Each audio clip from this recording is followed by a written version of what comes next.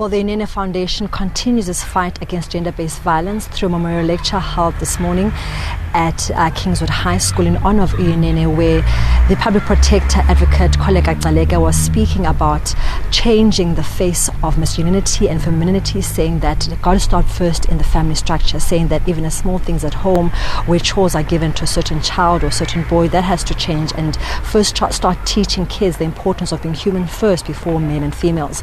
Also speaking about the importance of bringing the boy child to this conversation, making sure that they're advocates of change against gender-based violence. But I'm joined this afternoon by two Kingswood High School pupils who are part of the lecture to hear their views and what they found interesting about the chat or the lecture this afternoon. Kanya, you spoke earlier on when you're having an interview that what stood out for you is how she was speaking about the importance of just getting rid of the titles of men and females by just seeing a child or human first before anything else. I think that it's just important that we do that, because as soon as we label just masculine as boy and feminine as girl, we really just separate people.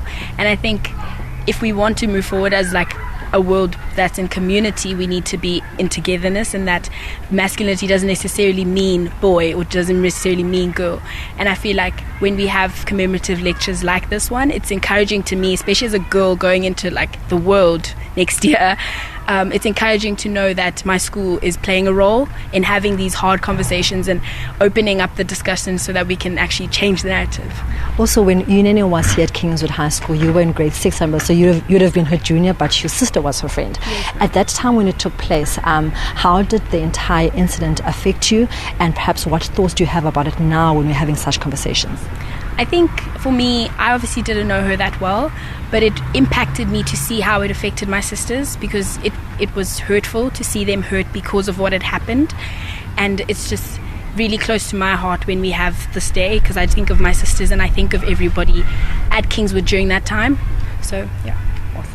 Well, that was Kanya, a young lady here from Kingswood High School, speaking about how she felt when Uyinene passed on, saying that she was young at that time, but obviously it was close to home because Uyinene was a friend of her sister. So let me bring a male into the conversation, because a lot of today's topic was about bringing the male voice and the male narrative into the gender-based violence fight, and his name is Jason. Jason, obviously a lot of the talk this afternoon was on the importance of the male child being a catalyst in trying to fight gender-based violence. How did you find the talk for yourself, especially as a male?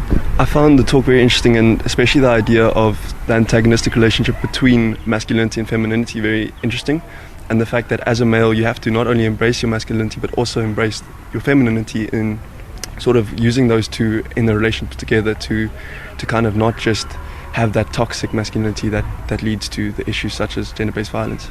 Is it easy to embrace your femininity though as a boy? I know that you guys grew up in a culture, even though you are in a both male and female school, but obviously there's still that thing where you've got to be macho and you've got to be a man. How easy is it for a male in such a society, in such a time, to embrace the feminine side? I think it's definitely not easy, but the fact that we have things like the Uyinene lecture where we learn about both embracing your masculinity and femininity, I think it makes it a bit easier. And the fact that it is addressed, and the fact that it is spoken about makes it a lot easier, but it doesn't make it easy. It's still challenging, and it's still something that needs to be addressed, and something that you have to be deliberate and challenging to actually fix. Speaking about being deliberate, I think maybe your message to other young boys, especially about them also being intentional about being advocates of change, especially in terms of gender-based violence. I think once you become aware of the situation and the significance of gender-based violence and how prevalent it is within our society, you realize how important just how important it is for you as a male to kind of take your stance, and to how important your role is in stopping gender-based violence, and how significant you can be in changing the next generation in society going forward.